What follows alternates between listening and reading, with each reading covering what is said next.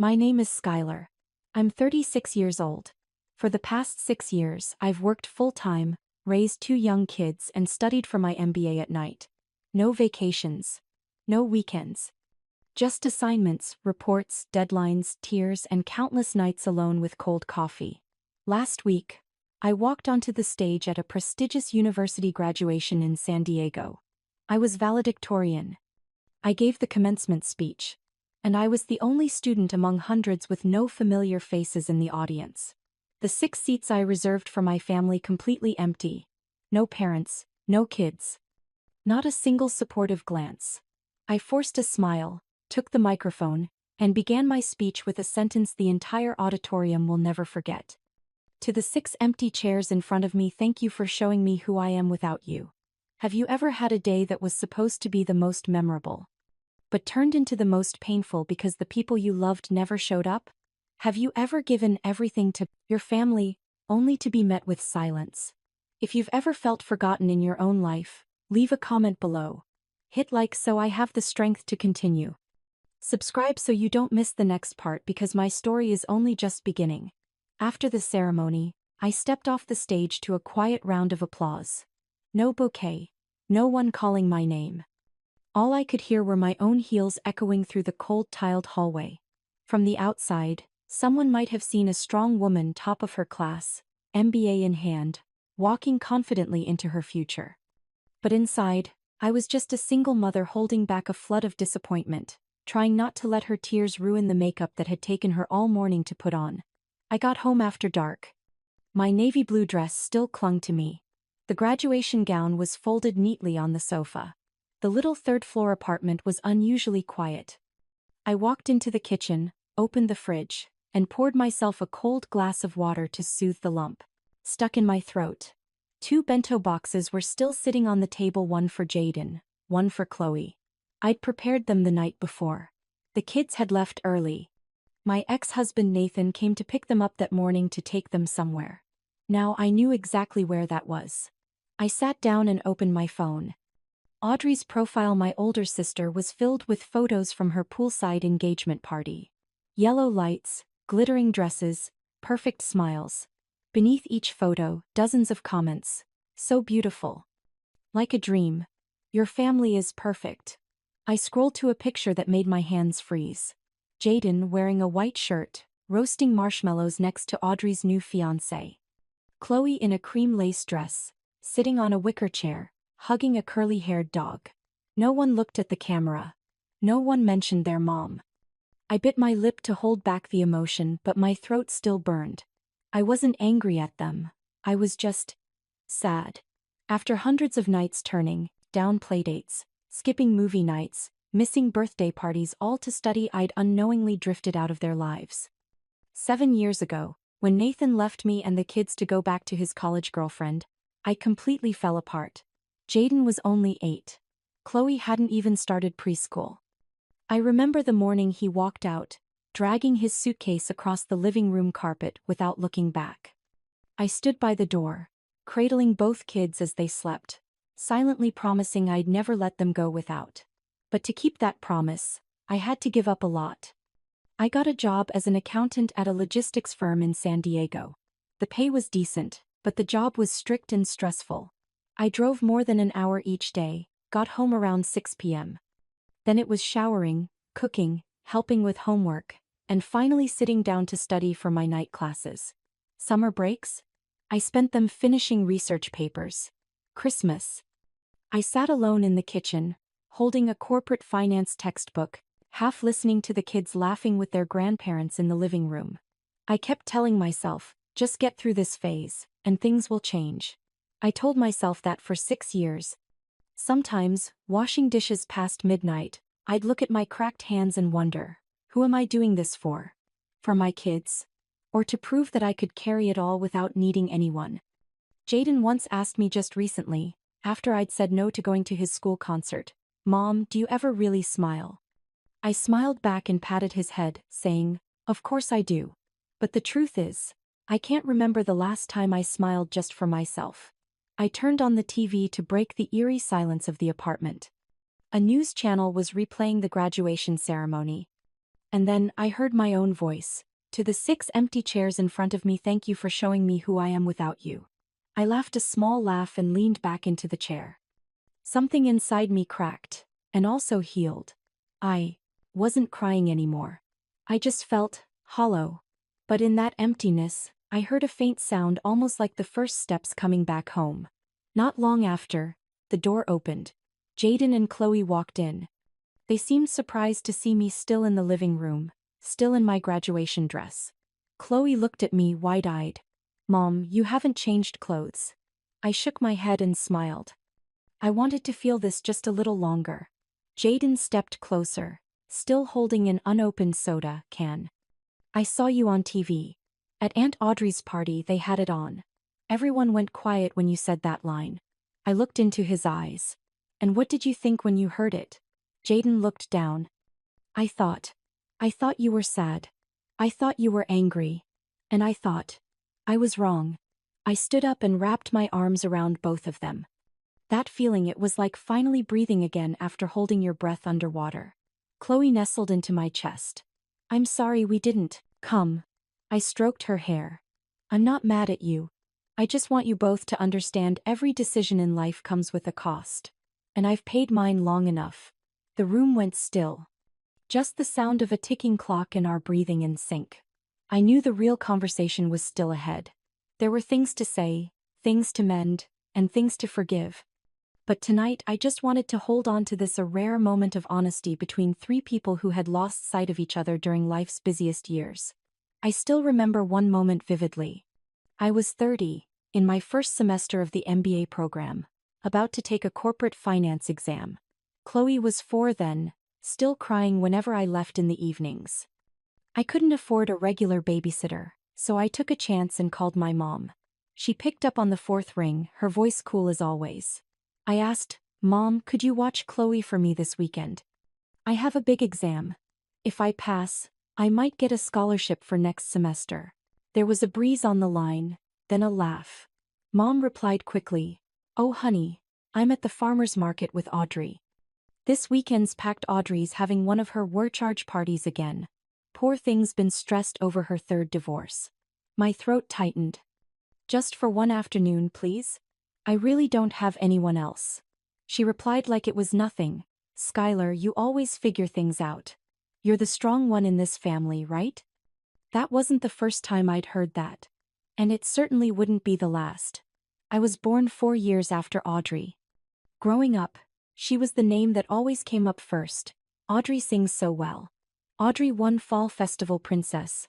Audrey's going to be a model, a doctor, a lawyer, whatever she wants. And me?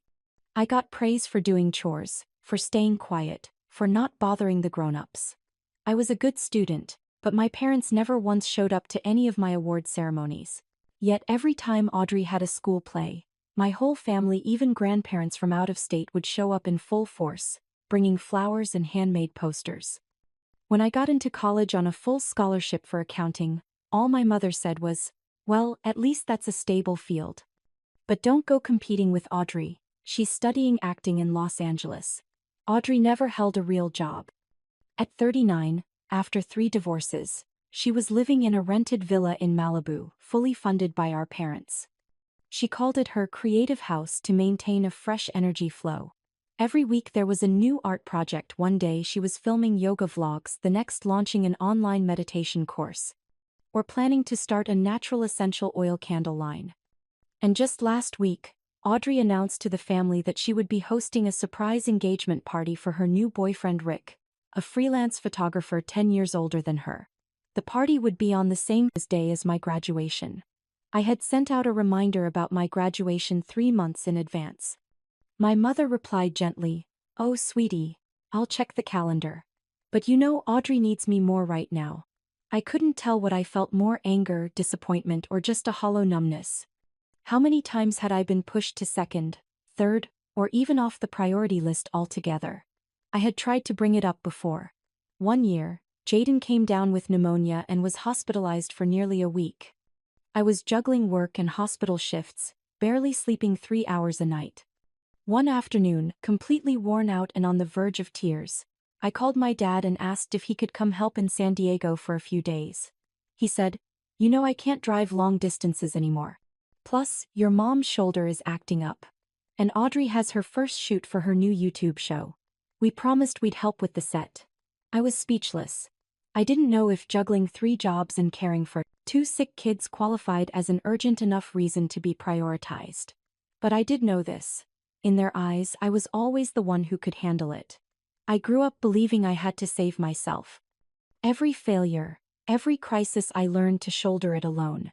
I was never the one who got to cry in the living room and be comforted. I was the one washing dishes, tidying up, reminding everyone to bring jackets when it was cold. I was the foundation, the support beam, the one others leaned on. But because of that, I was never the center. Maybe that's why my graduation ceremony hit me the way it did. It made me realize that I had never really stepped out from the shadow of self-reliance. No matter how hard I worked, how well I did. In this family, I would always be the one who didn't need help. Audrey was the opposite. Every failure was a new chance to be hugged, sponsored, sheltered.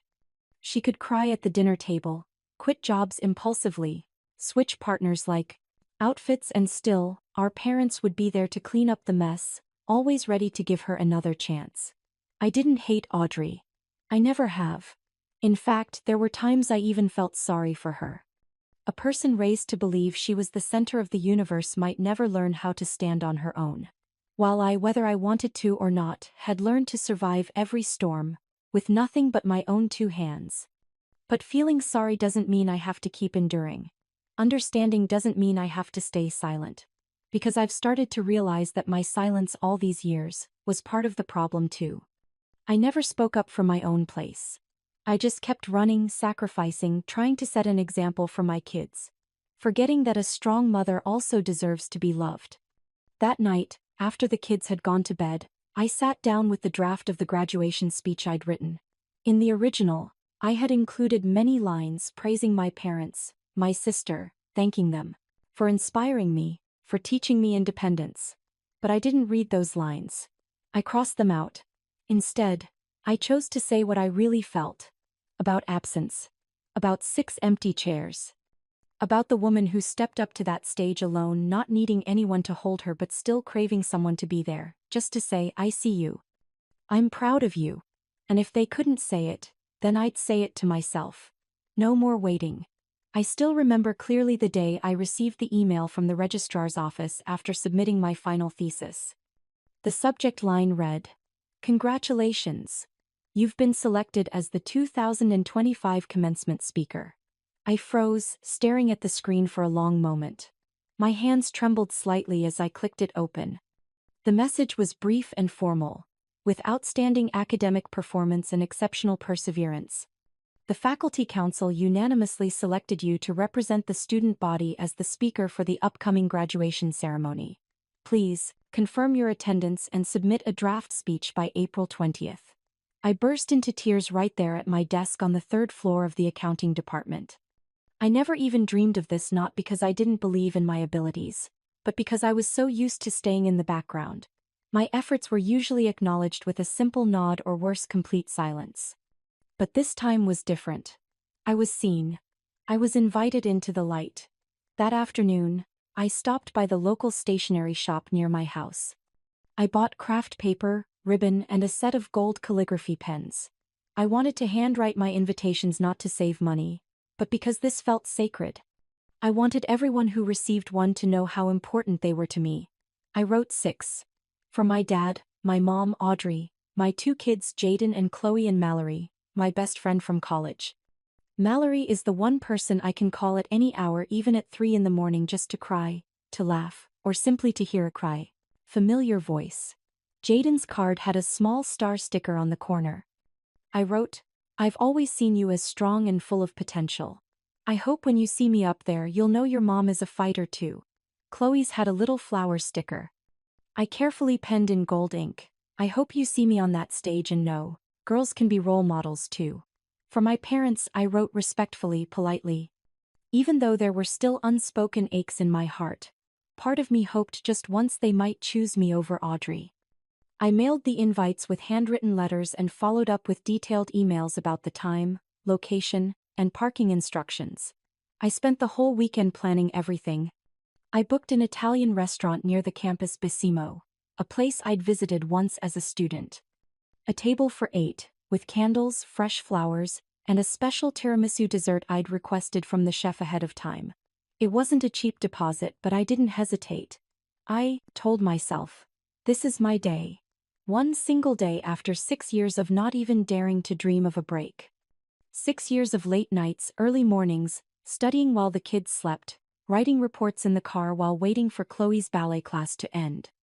I also picked out a dress, a sapphire blue design, modest but elegant, cinched slightly at the waist and flowing at the bottom. It wasn't flashy, but when I tried it on in front of the mirror, Chloe squealed, "Mom, you look like you're in a wedding photo." I wasn't sure if Chloe remembered my wedding to Nathan. She was only 1 then. But that comment made my eyes sting. It reminded me how long it had been since I dressed for myself, not for work, but for joy. The next day, I met Mallory at our usual coffee shop near the office. The moment she walked in, she wrapped me in a tight hug. "I heard. You made me cry, girl. I'm so proud." I laughed, my voice a little shaky. "I didn't think they'd pick me." Mallory pulled back and looked me in the eyes. "Then it's time you start believing you deserve it." We talked for a long time. I told her about the dinner plans, the individual flowers, everything. Mallory nodded and said she'd arrive early, help with makeup if needed, even take behind-the-scenes photos on her phone. I smiled, feeling lighter than I had in years. Jaden and Chloe were excited when I shared the news that I'd be giving a speech. Jaden asked, "Mom, you're going to be on stage and your name will be on the live stream? Can my friends watch it too?" Chloe jumped around the room yelling, "Mom's famous. You're a TikTok star." I didn't need those over-the-top words. What I needed was the feeling of being included, of having someone to share this with. And I truly believed my kids would start to see me differently, not just as the always rushing, always working mom with a laptop in hand, forgetting even her own birthday. I printed out several copies of the speech and practiced it every night in front of the mirror. Some parts made me cry, especially the section about years spent sacrificing for my children, for work, for dreams that were constantly postponed. Today isn't just about a diploma.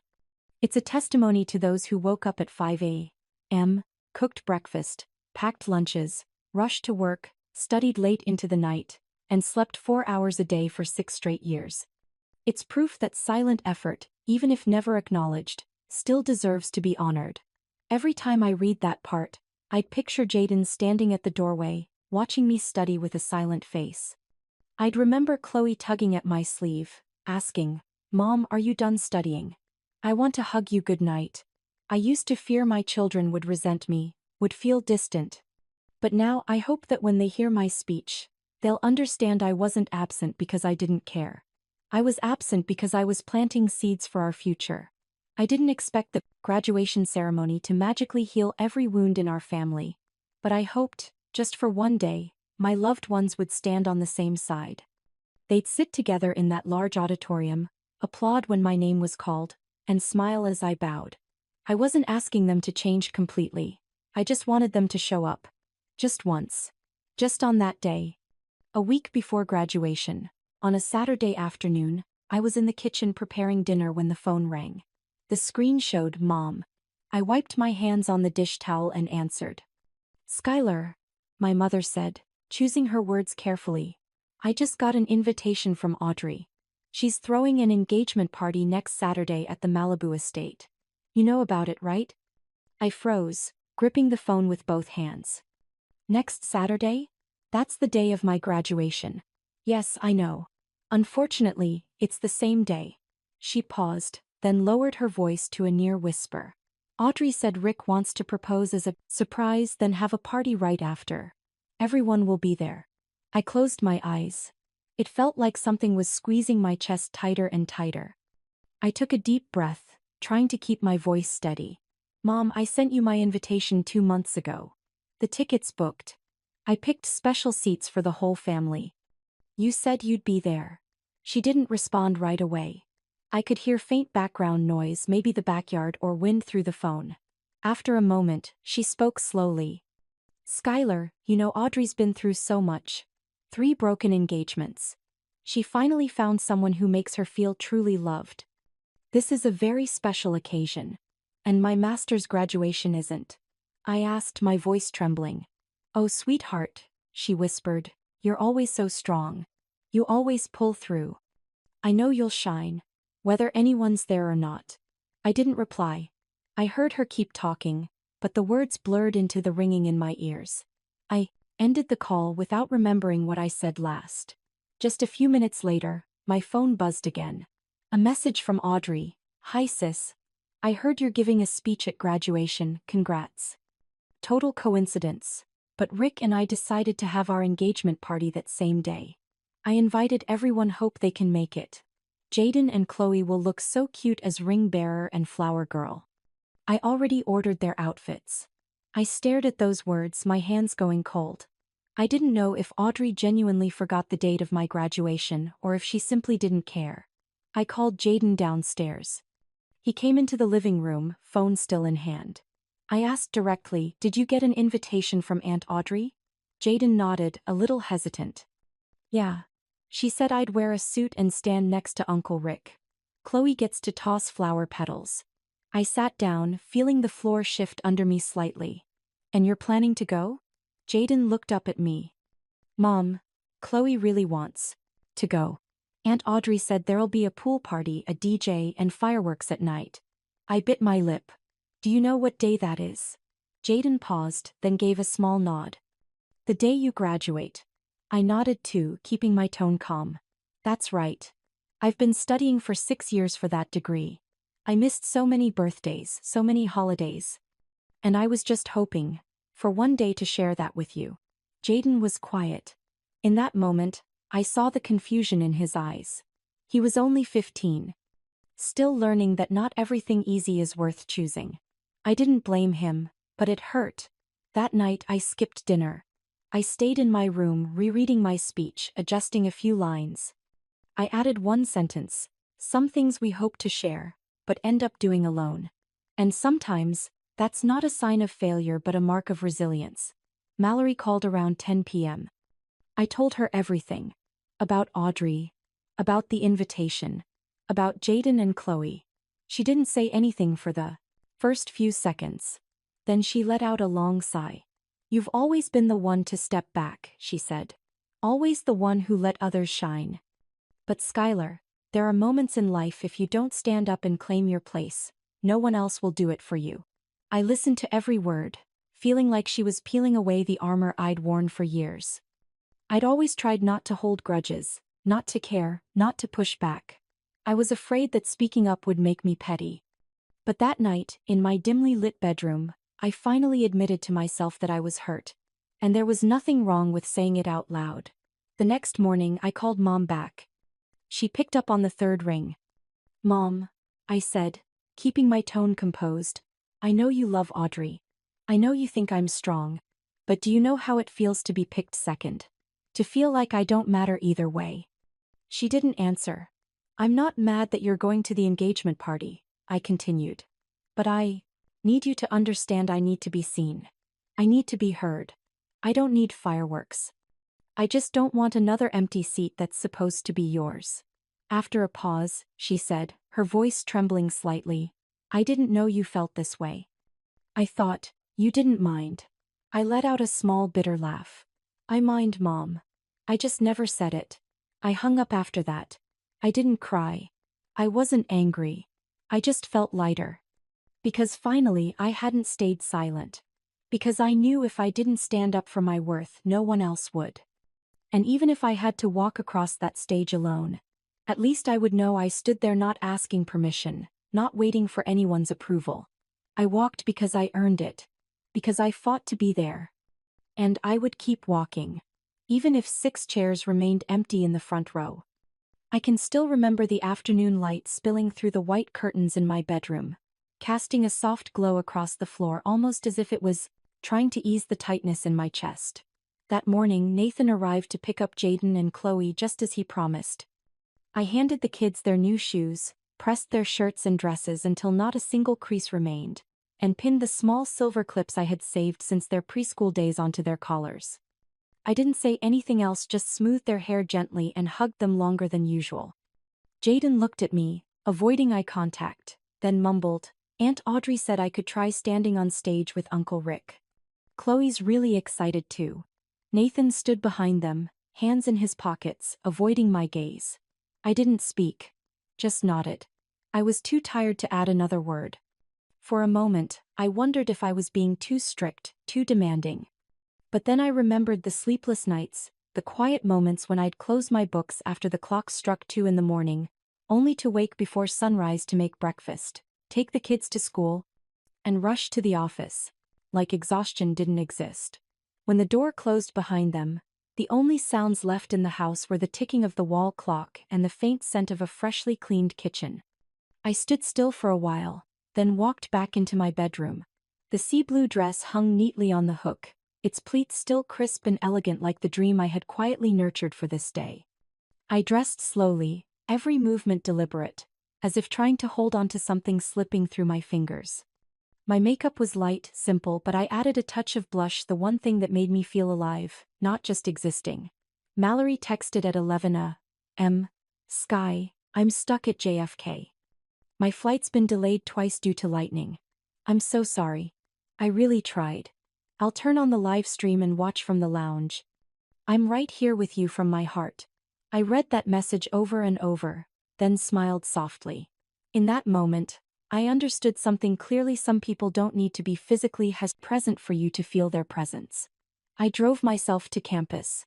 The main parking lot was full, so I parked in the overflow lot behind the main faculty building and walked a fair distance to the gathering area. Graduates were starting to line up, the air buzzing with excitement. Laughter, names being called, cameras flashing. It was a chaotic symphony, full of life. I slipped quietly into place like a shadow. Everyone had someone with them, holding flowers, balloons, signs shouting, "Mom, over here." I heard it all, like I was outside that world, looking in. A young student beside me was smiling brightly, taking pictures with a group waving from a distance. She turned to me, friendly. "Where's your family?" I smiled, lips pressed together, unable to come up with a gentle enough answer. But she shifted the conversation quickly, maybe sensing I didn't want to go further. Inside the auditorium, I sat where assigned the honor student section, near the main stage. I glanced at the guest seating, where I had reserved 6 spots. All of them were empty. I didn't expect anything anymore. I no longer had the strength to hope for a last-minute appearance.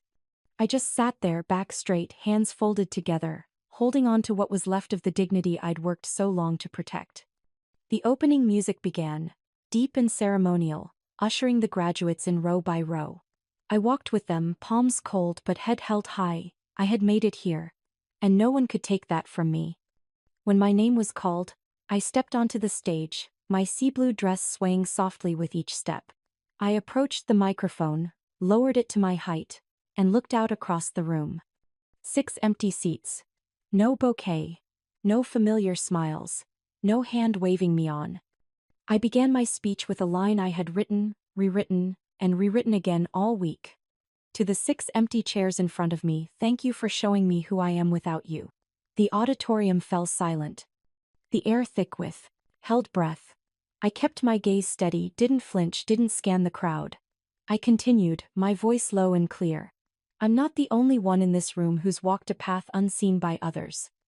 We've sacrificed, stayed up late, worked twice as hard just to stand here today. And if you, like me, had to step onto this stage alone, remember this: it doesn't make you less worthy. It only proves how strong you truly are. The applause started from a far corner and rippled outward until it filled the hall. I no longer looked down at those 6 chairs.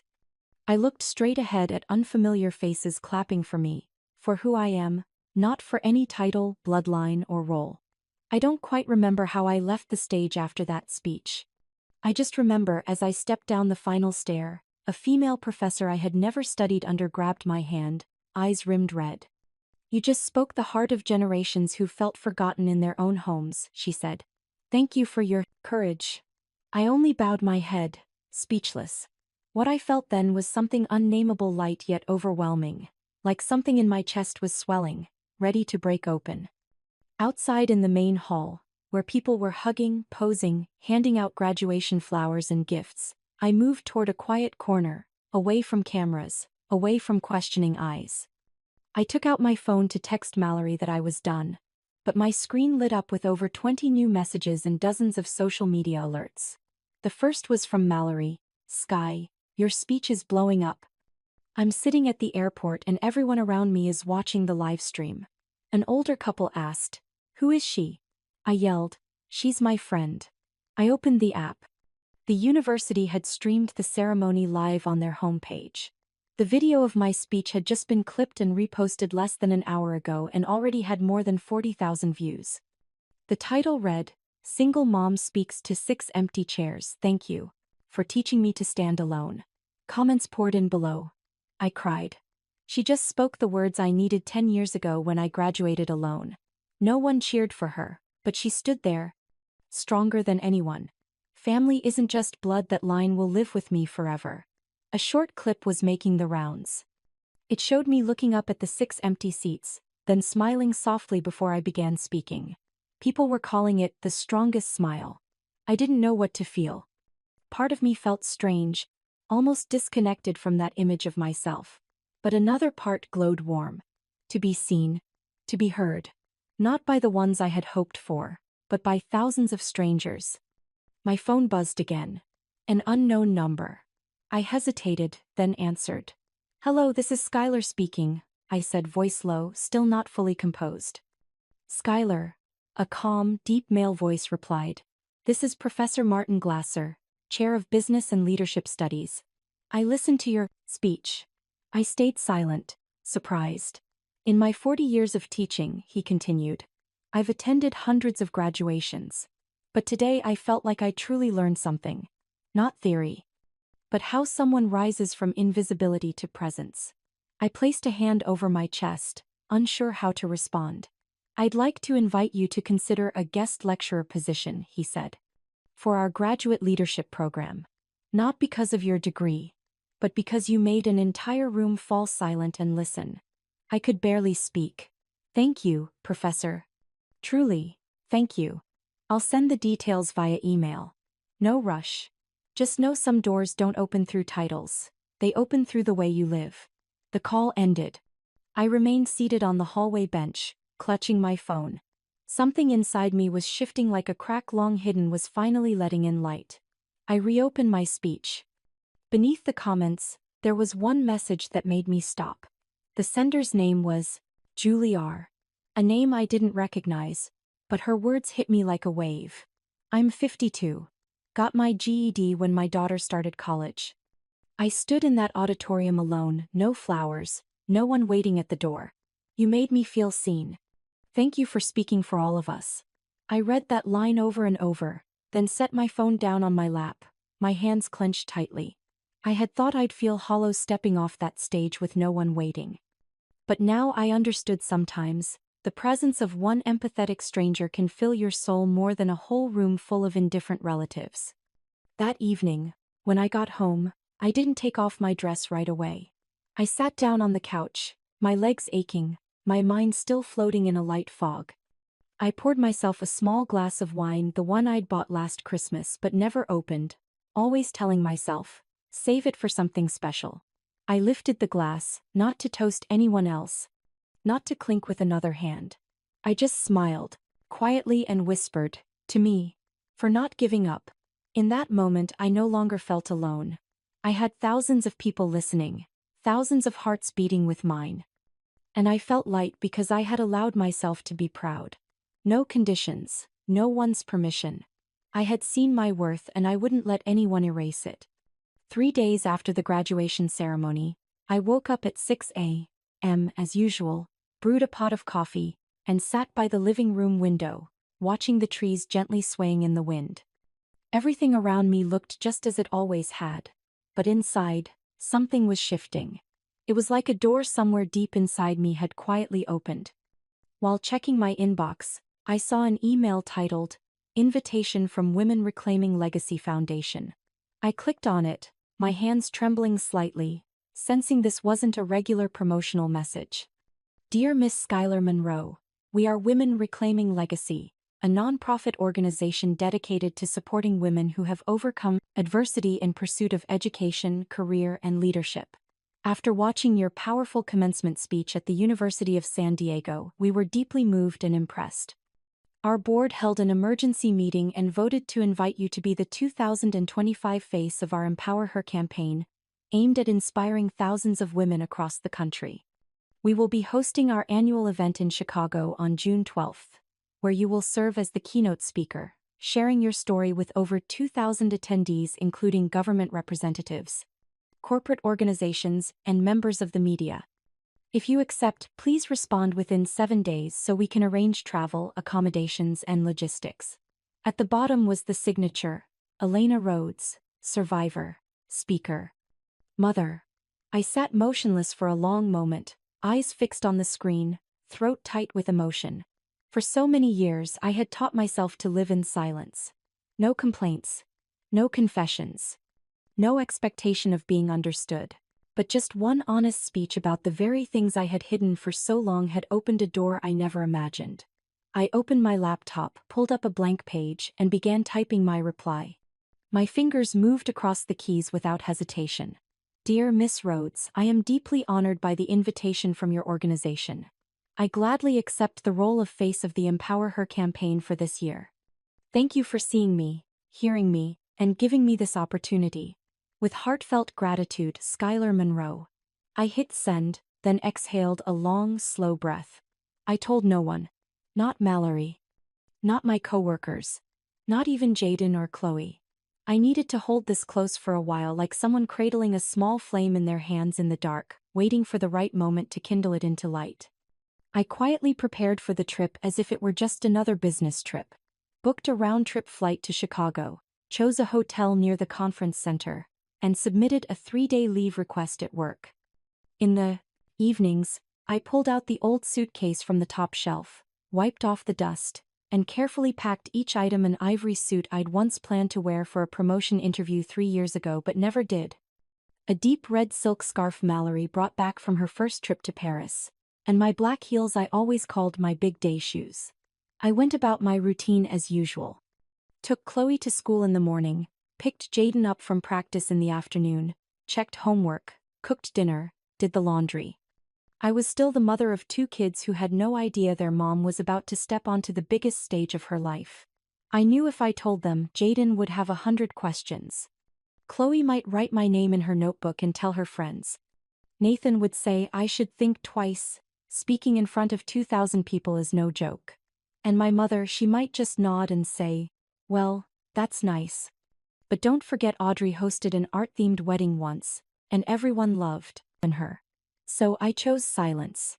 The night before my flight, I woke up around midnight, turned on the small lamp, opened my laptop, and looked at the outline of the speech I was to deliver in Chicago. I wrote each line as if I were speaking to the woman in the mirror. I used to think a woman could only be proud if someone else stood beside her, validating her a diploma, a title, a bouquet of flowers. But I've learned that the truest pride comes when you walk through a crowd that doesn't welcome you, and still hold your head high. I was once called selfish for going back to school, cold for turning down parties, heartless for not showing up when others wanted me to. But I've never apologized. Because I knew exactly who I was walking for, what I was walking toward, and why. By the time I typed the last sentence, the sky had begun to brighten. I could hear birds outside the balcony. A new morning. A new city waiting. I quietly zipped up my suitcase, turned off the light, and slipped back into bed between Chloe and Jaden. I rested a hand on their backs, gently. They didn't know that by morning, their mother would walk out in black heels and an ivory suit, carrying her own story to share with thousands of women who, like me, had once fought in silence. No spotlight needed. No grand applause. Just the chance to be heard. And this time I wouldn't miss a moment. I was standing in the hotel lobby in Chicago when my phone started buzzing urgently. 3 missed calls in a row from Nathan. I had just wrapped up a lunch meeting with the media team at the Women Reclaiming Legacy Foundation and was heading back to my room to change for an online curriculum board meeting. I hesitated for a second, then called him back. Nathan picked up almost immediately. "Skylar, it's Jaden." His voice was hoarse, strained. "He's been in an accident." My heart stopped. The noise around me faded until it felt like the whole world was closing in. "What happened?" I asked, quickly stepping out of the hotel, trying to keep my voice from shaking. "He went with Audrey's friends after some party. Apparently, the driver had been drinking. They lost control and hit a street light. Jaden was in the back seat. His left arm's broken, a lot of bruises. But no major head trauma. Doctors say he needs monitoring." I stood on the bustling street of a strange city, the sound of traffic and footsteps around me dimming. All I could picture was Jaden, the same boy who had refused to attend his mom's graduation to go to a party I had warned him about. "What hospital?" I asked, already opening the flight booking app on my phone. "Sharp Memorial." I don't know what to do. My parents are here. Your parents came too." Audrey's been crying nonstop. I didn't respond. I just said calmly, "I'll be there tonight." I didn't need to think it over. I didn't think about the schedule, the speech, or the promise I made to the board. I just knew that when my child needed me, I'd show up. No work call was more important than the terrified look in my son's eyes in a hospital bed. I booked the earliest flight back to San Diego, bringing only my small handbag, which still held the suit I hadn't had time to change out of since morning. No time to swing by the hotel to grab my luggage. No time to say goodbye to anyone. The plane landed just before 8 p.m. I took a cab straight to the hospital. By the time I stepped into the emergency wing, it had started raining. The cold fluorescent lights made the hospital corridor feel even quieter. I walked quickly and firmly, even though I could barely feel my legs. I stopped at the reception desk, my voice hoarse after more than 10 hours without rest. "Jaden Monroe, 15 years old. Admitted to the ER this afternoon." The nurse directed me to monitoring room 307. I pushed the door open and stepped inside. What I saw made me freeze. My mother was sitting beside the bed, her hand resting on Jaden's leg. My father stood by the window, his face tight with stress. Audrey had her head buried in the shoulder of a man I didn't recognize. Mascara streaked down her cheeks. Nathan sat in a plastic chair by the wall, eyes red. They all turned at once when I walked in. I was still wearing the cream-colored suit, my hair pinned up neatly, heels soaked from the rain. In their eyes, I saw a flood of emotions: surprise, unease, even a little guilt. No one said a word. Except for Jaden. My son spotted me from the bed, his left arm in a cast, his face bruised and pale, his eyes swollen from crying. He pressed his lips together for a few seconds, then broke into sobs. "Mom." I didn't hesitate. I didn't ask. I didn't blame. I sat down and took his uninjured right hand. "I'm here, sweetheart," I whispered. "I'm sorry," Jaden said through tears. "I made the wrong choice." I gently squeezed his hand, feeling how cold it was from tension. "It's okay. You're here, and that's what matters." Audrey finally spoke, her voice raspy. I'm so sorry, Sky. I didn't know the driver had been drinking." I lifted my head and looked her straight in the eyes.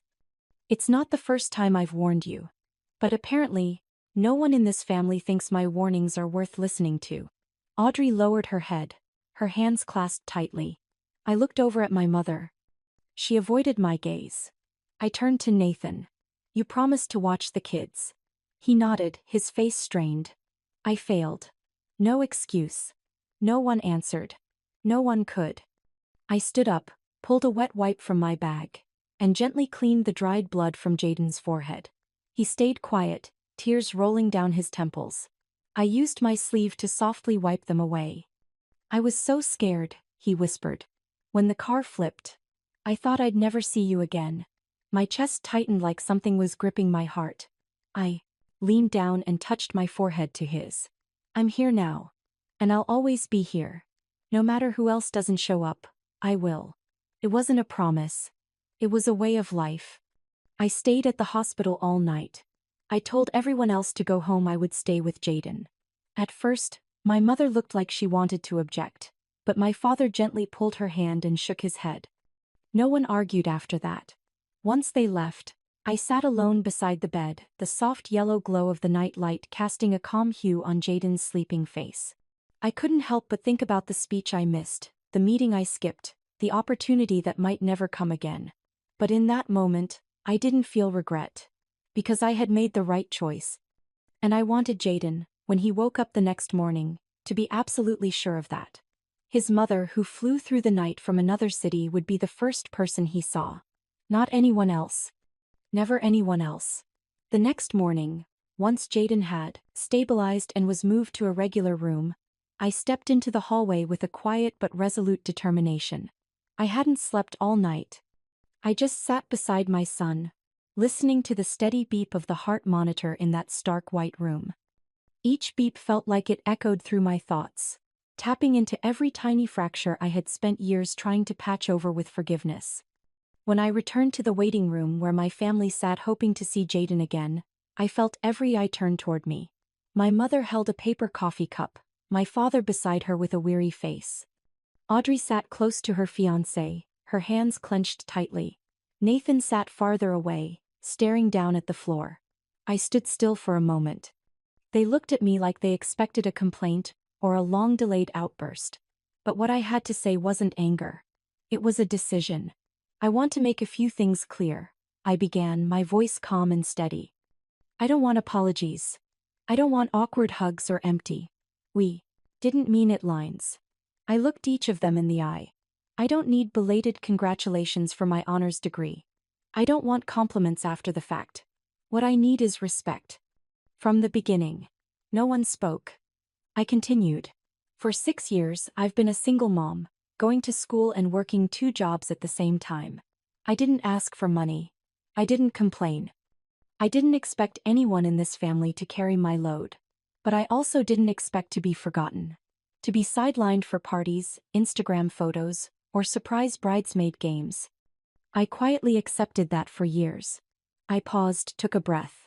But not today. Audrey shifted, about to speak, but I raised my hand gently, signaling her to stop. From now on, I'm setting new boundaries. I won't attend family events if my presence is just for show. I won't allow my children to be dragged into activities that don't honor their mother's values. And I won't keep holding together relationships that only one side is trying to maintain. My father looked at me like he was truly listening. My mother blinked rapidly, tension etched across her face. I'm taking a 2-week leave. Not for fun but to rebuild myself. I've booked a return flight to Chicago. I'm attending the leadership retreat for women that the Scholarship Foundation is sponsoring. I won't bring my work phone. No emails. No family group chats. Nathan spoke up gently. Sky, what about the kids? Jaden and Chloe will stay with you the first week. I've arranged a sitter for when you're busy. The second week, I've signed them up for summer skills camp. They'll be fine. And I need you to respect this decision. Nathan nodded slowly, maybe realizing that I truly meant every word. I turned to Audrey. I'm not mad at you for throwing the party. But you chose to do it on a day you knew mattered to me. No check-in. No heads up. You made your choice. And now I'm making mine. Audrey's voice broke. I really didn't think. I thought you'd understand. No, Audrey. I've understood too many times already. And now I choose not to anymore. The room went silent. I looked at my parents, who had stayed quiet through it all. I don't expect you to change. But I won't stay if everything remains the same.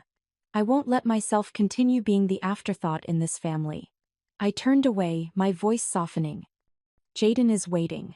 If you want to visit him, please stay calm. Don't give excuses or explanations. Just be there. And be honest. I walked back to his room, my hand still trembling slightly. But inside, I felt calmer than ever. I didn't need someone else to validate my worth.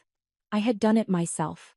That afternoon, I hugged Jaden tightly and told him about the upcoming trip, the retreat, and the second speaking opportunity the Women Reclaiming Legacy Foundation had offered me. Jaden listened closely, his eyes shining with admiration I had never seen so clearly before. Are you really going to go? He asked quietly. I nodded. I need time to truly understand who I am, and who I want to be. Jaden nodded slowly. I think You already are the person a lot of people want to be. I smiled, brushing his hair back. Thank you. But even I need to remind myself, worth isn't in the compliments. It's in how we choose to live. That night, I went back to my apartment and packed simply. A few work outfits, a leather journal, and a small photo of Jaden and Chloe tucked into my wallet. I wrote one line in that journal. Day 1. The journey begins not when you leave, but when you choose to stand. 2 months later, when summer sunlight bathed Chicago, I stood backstage in a massive convention hall where the National Conference of Women Reclaiming Legacy was about to begin. In my hand was a microphone already fitted with fresh batteries. Soft background music drifted from the speakers like a warm breath, filling the space where more than 10,000 people waited. Over 2 million more were watching live on television. I wore a simple ash-gray dress, its lines sharp and clean. No expensive pearls on my neck. Just a small pendant in the shape of a compass, a gift from Mallory. Sent from New York with a note. Your direction no longer depends on anyone else. My heartbeat was slow but steady. A stagehand signaled. I took a deep breath.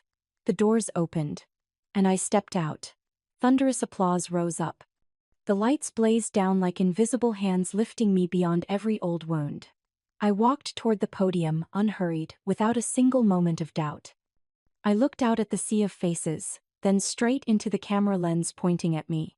I began. When I was a little girl, I thought my worth depended on who showed up for me during life's most important moments. I thought if they were absent, it meant I wasn't good enough. I paused briefly, my eyes steady, my voice warm but firm. But then I stood in front of 6 empty chairs on my graduation day. 6 chairs carefully marked with the names of the people I loved most. 6 chairs no one sat in. And I realized. Sometimes their absence is the greatest gift God ever gave me. A sigh rippled through the audience. Somewhere, someone quietly wiped away tears. Because of those empty chairs, I learned to stand without waiting for a hand to hold. Because of that silence, I learned to truly listen to myself. And because of those turned backs, I understood that family is not just blood. Family is who stays when you need them most. Even if it's just one phone call, one message, or a steady gaze that doesn't look away. The applause began to swell. But I continued, not waiting for it. I didn't have loud support. But I had quiet faith. I didn't have someone walking beside me that day. But I had a best friend watching from afar. I had 2 children who, though still young, were beginning to see the truth for themselves. And I had myself. A woman who finally learned to choose herself without asking permission. The hall went still for a moment, then erupted in applause rolling like a wave across every row, every balcony. The live broadcast captured every detail of my face.